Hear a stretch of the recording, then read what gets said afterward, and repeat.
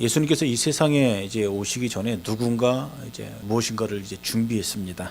준비를 했고 길을 이제 닦았던 사람이 있습니다. 그 역할을 했던 사람이 누구냐면은 세례 요한이라는 사람이에요. 세례 요한. 그래서 오늘 이제 이 읽은 본문 말씀은 누가 한 이야기냐면은 세례 요한이 이제 했던 이제 그런 말입니다. 세례 요한은 굉장히 이제 특별하게 이제 태어나게 되죠.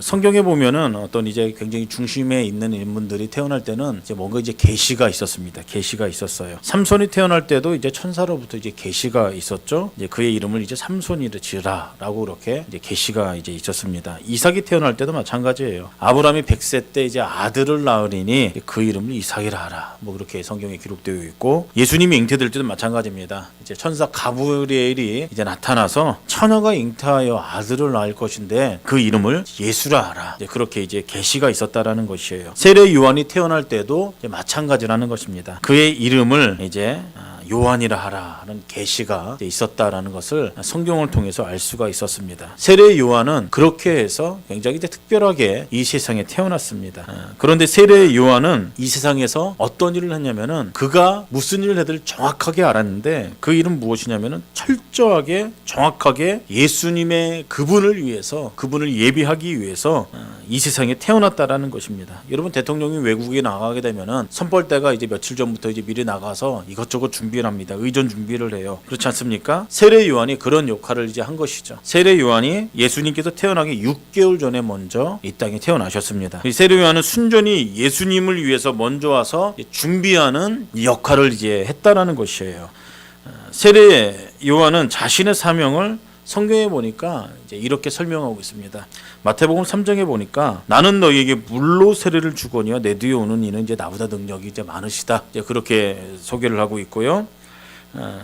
이제 누가복음에 보면은 나는 그의 신발끈 풀기도 감당하지 못하겠다. 난 그런 자이다. 그렇게 자기가 누구인지에 대해서 명확하게 이야기하고 있다는 것이죠. 그리고 오늘 본문에서는 그는 흥하여 하겠고 나는 쇠하여 하리라 라고 그렇게 이제 말씀하고 있다는 것이에요. 이게 무슨 얘기입니까? 세례 요한은 자기의 위치를 명확하게 알았어요. 그렇기 때문에 그 선을 넘어섰지 않았다라는 것입니다. 예비자로서의 선을 정확하게 알았고 지킨 인생을 살았던 게 세례 요한이라는 것이에요. 세례 요한이 세례를 베풀고 있을 때 사람들은 이 당시에 백성들은 세례 요한이 구원자인 줄 알았어요. 메시아인 줄 알았어요. 그래서 사람들이 묻습니다. 당신이 메시아 아닙니까? 당신 메시아 아니에요? 이렇게 물을 때 그는 이제 깜짝 놀라면서 이야기합니다. 나는 선지자 이사야가 말한 그대로 주의 길을 곱게 하고 또 광야에서 외치는 자의 소리입니다. 그렇게 겸손하게 이야기했다라는 것이죠. 자기 자신이 어떠한 이제 위치에 있는 사람인지 명확하게 알았어요. 예비하는 사람이다. 준비하는 사람이다. 길을 닦는 사람이다. 이게 무슨 얘기입니까? 나는 주연이 아닙니다. 주인공이 아닙니다. 나는 조연입니다. 주연은 주인공은 내 뒤에 오시는 분께서 그분이 주인공이고 그분이 주연이신 분이십니다. 이 말이라는 것이죠. 나는 물로 세례를 주지만 그는 성령으로 세례를 주실 것입니다. 나는 그의 신발끈 풀기도 감당하지 못하는 사람입니다. 그렇게 대답했어요. 세례 요한은 자기가 어떠한 역할을 해야 될지 명확하게 알고 있었던 사람이었고 그 선을 절대로 넘지 않는 사람이었습니다.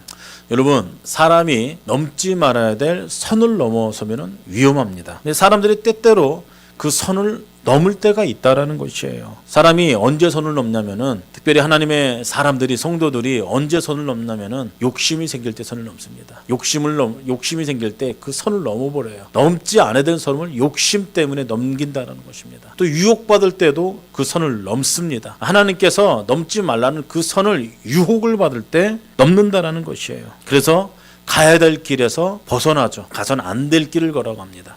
넘지 말아야 될 선을 넘어버리고 만다라는 것이에요. 가룟 유다를 보십시오. 예수님을 따라다녔습니다. 가는 곳마다 예수님께서 기적을 베풀었어요. 예수님은 그 당시에 백성들 사이에서 인기가 최고의 절정에 이릅니다. 가룟 유다가 봅니다. 그리고 생각을 하게 되죠. 야, 이거 뭔가 대도 크게 되겠다. 예수님께서 곧 한 자리를 하게 될 것이고 자기 자신을 중요한 위치에 분명히 올릴 것이다. 그런 생각을 했어요. 욕심이 생긴 것이에요. 욕심이 생겼어요. 딴 마음을 먹었어요. 바로 그 시점이 가룟 유다가 그 지점에서 그만 선을 넘어버린 순간인 것입니다. 그때부터 이제 일이 꼬이기 시작하죠. 아론과 미리암 여러분 잘 아실 것입니다. 아론과 미리암이 누굽니까? 모세와 이제 형제 남매간 아닙니까? 모세가 백성에게 존경받고 백성들이 모세의 명령을 잘 따릅니다. 잘 따라요. 근데 여기서 아론과 미리암이 욕심이 생겨요. 욕심이 생깁니다. 시기심이 생겨요. 나도 모세 못지않는 영성이 있는데 지도력이 있는데 우리도 모세의 형제 남매가 아닌가, 넘지 말아야 될 그런 마음을 먹습니다. 선을 넘는다라는 것이에요. 오늘 아론과 미리암이 도전합니다. 모세의 그 권위에 도전하게 돼요. 너만 지도자냐? 하나님이 너하고만 말씀하시더냐? 하나님이 우리와는 말씀하지 않으시더냐? 그렇게 도전합니다. 민수기 12장 말씀에 기록되어 있어요. 성경에서는 이거는 모세에게 도전하는 것이 아니라 하나님께 도전하는 것이다. 그렇게 이야기하고 있다는 것이에요. 모세는 하나님의 지도자로 세운 사람이죠. 그리고 아론에게 너는 모세를 도와라. 그렇게 이야기했어요. 그렇게 말씀하셨어요. 그런데 아론과 미리암이 선을 넘었다라는 것이에요. 무슨 일 때문에 그렇습니까? 무슨 일 때문에 그래요? 모세의 아내가 시보라가 죽습니다. 그리고 그 다음에 구스 여인을 아내로 맞이했어요. 그것이 마음에 안 드는 것이에요. 왜요? 이방 여자였기 때문에. 근데 여러분 성경에 보면은 이방 여자와 결혼하는 것을 금지하고 있습니다. 근데 그 이유가 뭐냐면은 이방 여자와 결혼하면 문제가 되는 게 뭐냐면은 그냥 오는 것이 아니라 자기가 섬기던 신을 갖고 온다는 거예요. 그 유일신 하나님 한 분만 섬기는 그 신앙을 완전히 변질시켜 버립니다. 그것이 문제이기 때문에 이방 여자와 결혼하지 말아라 라고 성경 여기저기에 그것을 금하는 내용들이 있어요. 이방 여자가 문제가 아니라 이방 여인이 가져온 이방 신이 문제가 되기 때문에 이방 여자와 결혼하는 것을 그렇게 금했다. 근데 이 당시는 그런 어떤 문제가 있었던 시기가 아니에요. 그런 식으로 따지면은 요셉도 애굽 여자와 결혼했습니다. 그건 문제가 되죠. 근데 문제가 될 것 아니었어요. 그리고 이 당시에는 출애굽을 하고 이제 광야길에 있는 이제 그런 여정입니다. 인들만 출애굽한 것이 아니에요. 잡족들도 여러 민족들도 함께 출애굽을 했습니다. 그리고 이 당시에 유대인이 되는 방법이 있어요. 그 부모 세대가 할례를 받으면 됩니다. 근데 여자들은 이제 자기의 신앙 고백으로 유대인이 됐어요. 아무 추측컨대 이 구스 여자는 이미 신앙적으로는 하나님을 섬기는 여자였어요. 그래서 문제될 게 전혀 없었습니다. 문제될 게 전혀 없었어요. 그럼에도 불구하고 아론과 미리암이 선을 넘었던 이유가 있어요. 하나는 고집입니다. 다른 민족 싫다 이거예요. 이런 고집과 함께도 하나는 가장 큰 이유가 이겁니다. 하나님께서 그걸 보신 것이에요. 욕심입니다. 욕심. 너만 지도력이 있느냐? 너만 영성이 있느냐? 우리에게도 그런 것이 있다. 하나님께서 그걸 보셨다라는 것이에요. 그것을 선을 넘습니다. 선을 넘어요. 그 상황을 하나님께서 보십니다. 그 셋을 불러보고 이야기하죠. 내가 어찌하여 내 종 모세를 비방하기를 두려워하지 않았냐? 진노했어요. 그 결과가 뭐예요? 아론은 가나안 땅에 못 들어가요. 미리암은 나병에 걸립니다. 욕심 때문에 그런 거예요. 욕심 때문에. 본문의 핵심은 뭐냐면은 목사한테 잘해라 그런 얘기가 아니라 넘지 말아야 될 선을 넘지 말아라는 얘기예요. 그리고 그 동기가 아론과 미리암은 욕심이었다라는 게 문제입니다. 욕심이었다라는 게. 세례 요한은 굉장히 충직했던 사람입니다. 절대로 그 선을 넘지 않았어요. 나는 그의 신발끈 풀기도 감당하지 못하겠습니다. 그는 흥하겠고 나는 쇠해야 합니다.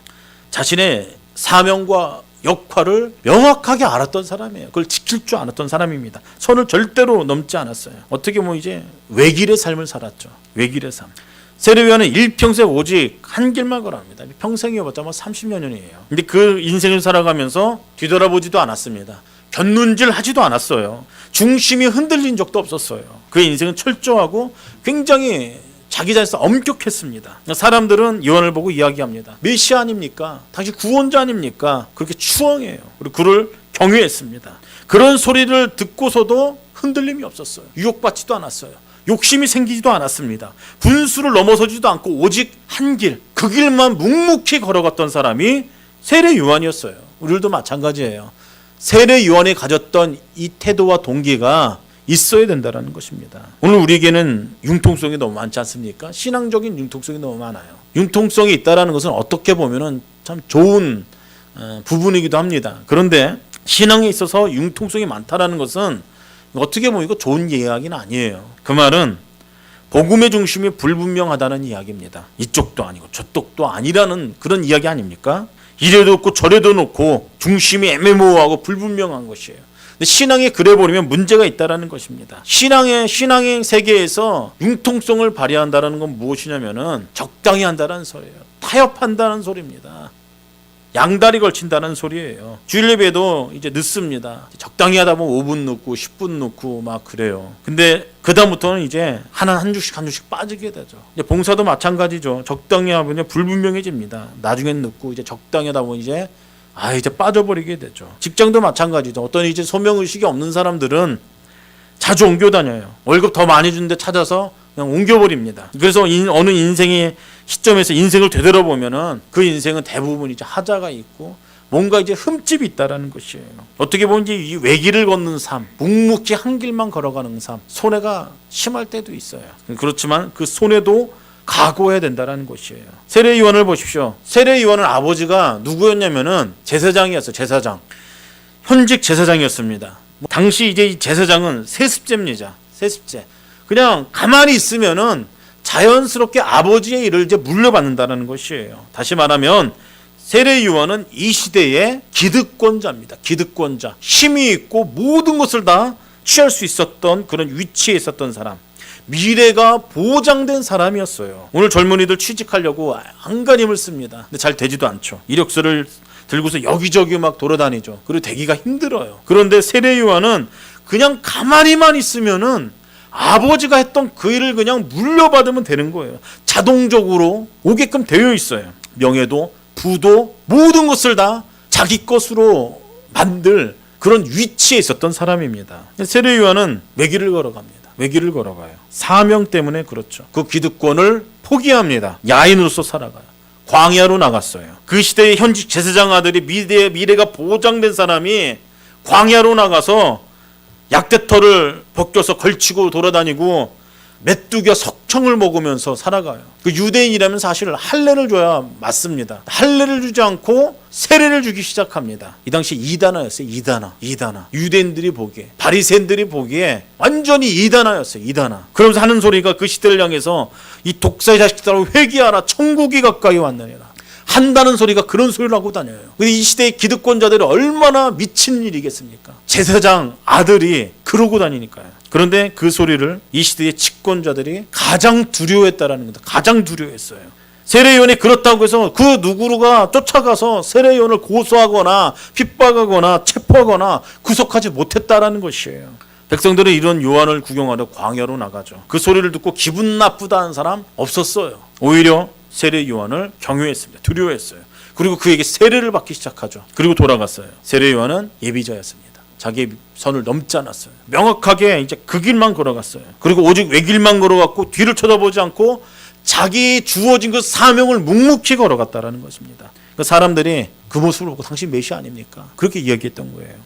또한 세례 요한은 예수님보다 6개월 먼저 와서 또 이제 예수님을 위해 제자들을 미리 양육했던 일을 했습니다. 예수님의 제자들은 원래 세례 요한의 제자들이었어요. 세례 요한의 제자들은 일찌감치 에베소에 자리를 잡았죠. 아볼로는 세례 요한의 세례만 알고 있었습니다. 또 베드로 요한은 세례 요한이 양육한 제자들이었어요.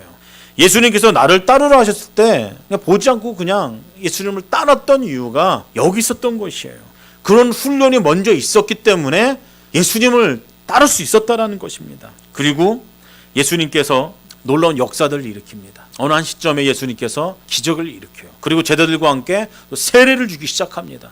그 모습을 세례 요한이 보죠. 그래서 그 시점에 세례 요한이 했던 이야기가 이겁니다. 본인이 안 것이에요. 아, 나는 여기까지구나. 나는 이제 여기까지구나. 나의 사명은 이제 다 끝났구나. 그래서 그때 했던 얘기가 뭐냐면은 그는 흥하여야겠고 나는 쇠해야 한다. 이 말씀이 이런 배경에서 나온 것입니다. 이때부터 세례 요한이 했던 것이 있어요. 헤롯 왕을 공격하기 시작합니다. 이 당시에 세례 요한을 가장 두려워했던 사람이 누구냐면은 세례 요한을 두려워했던 사람이 헤롯 왕이었어요. 당시 집권자인 헤롯 왕에게 세례 요한은 어떻게 보면 가시와 같은 존재였습니다. 거북스러운 존재였어요. 당시 왕은 헤롯 안디바스였습니다. 이 헤롯이 아주 못된 짓을 했는데 무슨 짓을 했냐면은 동생 빌립의 아내를 탐내서 뺏었어요. 그리고 살았습니다. 근데 주변에서 어느 누구 하나도 그거 갖다가 태클 거는 사람이 없었던 것이에요. 탓을 못했다는 것입니다. 근데 그때 그것에 대해서 정확하게 꼬집어서 질타했던 사람이 누구냐면은 세례 요한이에요. 거침없이 이야기했습니다. 신란했어요. 고발했습니다. 헤롯은 세례 요한을 감옥에 넣었어요. 더 이상 이야기 못하게. 그리고 달래기도 하고 협박도 했지만 전혀 먹혀들지가 않았어요. 헤롯이 고민했습니다. 요한을 죽일 수도 없고 살릴 수도 없고 굉장히 고민이 많았어요. 근데 그때 그 문제를 해결한 사람이 누구냐면은 헤롯 왕의 이제 아내였던, 그러니까 빌립의 아내였던 헤로디아. 어떻게 해결합니까? 어떻게 해결해요? 남편 버리고 이제 왕과 동거하고 있는데 세례 요한이 계속 이상한 소리를 하니까 이제 계속 신경을 쓰니까 오래전부터 그런 마음을 먹었던 것 같아요. 한을 품습니다. 헤롯의 생일날 전국에서 이제 귀한 사람들이 다 모여서 흥에 이제 절정에 이르렀을 때 이 헤로디아 딸 살로메를 내서 춤을 추게 합니다. 헤롯 왕이 그것을 보고 흡족해하죠. 그래서 하는 얘기가 나라의 절반을이다 주겠다. 네가 무엇을 원하느냐 그렇게 이야기를 합니다. 그때 이 살로메가 하는 얘기가 세례 요한을 목을 내게 해주십시오. 그렇게 이야기해요. 헤롯 왕이 깜짝 놀라죠. 고민하죠. 그러다 결국은 그 요청을 들어줍니다. 그래서 세례 요한의 목이 이때 달아나 순교하게 된 것이에요. 보십시오 여러분. 세례 요한이 타협만 했어도 적당히만 했어도 순교하는 일은 없었을 거예요. 죽지는 않았을 것입니다. 세례 요한은 그러지 않았어요. 외길을 걸어갔어요. 타협하지 않았습니다. 적당히 하지 않았어요.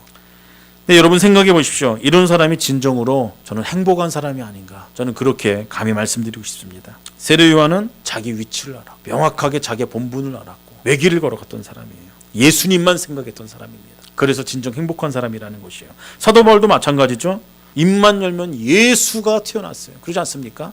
베드로도 마찬가지예요. 예수님의 모습을 보고 바닷물을 뛰어들지 않았습니까? 세례 요한은 나는 그의 신발 끈 풀기도 감당하지 못하겠습니다. 그렇게 고백했어요. 여러분, 누군가에 대한 충성심이 있기 때문이에요. 누군가를 사랑하기 때문 아닙니까? 우선순위가 예수님인 것이죠. 예수님을 제대로 섬기는 것입니다. 사람은 인생을 살아가면서 누군가를 섬기게 되어 있어요. 하나님께 그렇게 디자인하셨기 때문입니다. 사람을 그렇게 만드셨기 때문이에요. 그 공간을 하나님께서 항상 비워놔요. 예수님을 만난 사람이면은 그 빈 공간을 예수로 가득 채우게 합니다. 사람들은 그 빈간이 벼 있으니까 허전해요. 예수로 채울 그 공간을 뭐로 채우냐면 다른 것으로 채우는 것입니다. 다른 신으로 채우고 돈으로 채우고 쾌락으로 채우고 다른 어떤 것들로 가득 채우고 만족함을 느끼죠. 근데 그 만족함은 얼마 가지 못해요. 터진 웅덩이에요. 금방 목말라 버립니다. 금방 질려버려요. 이런 마음 중심 가운데에 믿음의 선진들이 그랬던 것처럼 예수로 가득한 인생 되기로, 예수님으로 가득한 올해 한 해가 되기를 주님의 이름으로 축복합니다. 세례 요한에겐 대명사처럼 따라다니는 이름이 있어요. 그것이 무엇입니까? 광야의 소리 아닙니까? 광야의 소리. 말은 오래 갑니다. 여러분 이제 말로 사람들 상처 주면 굉장히 오래 가죠. 그렇지 않습니까? 근데 글은 더 오래 가요. 글로 남기면 흔적이 남는 것이죠. 더 오래 가요. 근데 소리는 한번 내뱉으면 사라져요. 하면 사라지잖아요. 남지도 않잖아요. 광야의 소리가 이런 거라는 겁니다. 이런 거. 철저하게 예수님을 전하고 그의 오심을 준비하고 그가 오시는 걸 보는 순간 이 소리처럼, 광야의 소리처럼 순식간에 사라져 버렸어요. 그래서 예수님께서는 세례 요한을 향하여 뭐라고 말씀하냐면은 여자가 낳은 자 중에 세례 요한보다 큰 자가 없다. 세례 요한을 그렇게 예수님께서 평가하셨다라는 것이에요. 여러분, 세례 요한과 같은 이런 인생, 외길로 살아가는 인생, 선을 넘지 않는 인생, 그 인생을 위해서 처절하게 살아가는 인생, 이것이 정말로 행복한 인생 아닌가? 저는 그렇게 여러분을 도전하고 있습니까? 큰 축복이라는 것이에요. 신학자 칼 바르트라는 사람 평생 예수만 연구하다가 기독론의 대가가 되었어요. 일평생 예수님만 생각한 것이에요. 그래서 평생 3만 페이지의 원고를 썼는데 그중 2만 페이지가 예수님에 관한 이제 연구입니다. 헬덴 아십니까? 음악가 헬덴 복음서 중에 유독 마가복음을 그렇게 좋아했다고 해요. 그 마가복음을 그렇게 탐독했다라고 합니다. 마가복음의 주는 순환받는 예수 아닙니까? 그 순환받는 예수님을 날마다 묵상한 거예요. 거기에 집중한 겁니다. 핸델의 메시아라는 곡이 거기서 탄생했다라는 것이에요. 그 대곡이 그렇게 탄생했다라는 것입니다. 여러분 무엇에 매료된 상태에서 살아가고 계십니까? 무엇에 집중하고 계세요? 사람마다 집중하는 것이 다 다릅니다. 매료되는 것이 다 달라요. 자, 바꿔 말씀드릴게요. 여러분 지금 예수님께 얼마나 매료된 상태이십니까? 얼마나 빠져 계세요? 얼마나 깊이 들어가 있으십니까? 내 인생에서 예수님께서 얼마나 내 인생을 찾아오고 계십니까? 몇 프로나 찾아오고 계세요? 몇 프로나 깊이 들어가 계십니까? 지금 내가 당장 손해보더라도 예수님께서 너 이거 할 수 있겠니? 라고 물어보실 때 예 주님 제가 기꺼이 하겠습니다 라고 대답할 수 있겠습니까? 세례 요한은 모든 기득권을 포기했습니다. 선을 넘지 않았어요. 그리고 나는 쇠해야 돼. 당신은 응해야 됩니다. 그런 믿음의 고백을 했어요. 이 대답이 이 믿음의 고백이 올 한 해 동안 우리 세움교회 믿음의 가족 여러분들의 믿음의 고백이 되기를 주님의 이름으로 축복합니다. 다 함께 한번 이제 고백해 봤으면 좋겠습니다. 그는 흥하여겠고 따라해 보면 돼요. 그는 흥하여겠고 나는이라고 하면 큰일 납니다. 나는 흥해 이러면 큰일 나요. 그는 흥하여겠고 나는 쇠하여야 하리라. 이 믿음의 고백을 통하여서 한 해 동안 예수님으로 충만한 2023년 한 해가 되기를 주님으로 소망합니다. 제가 다 함께 기도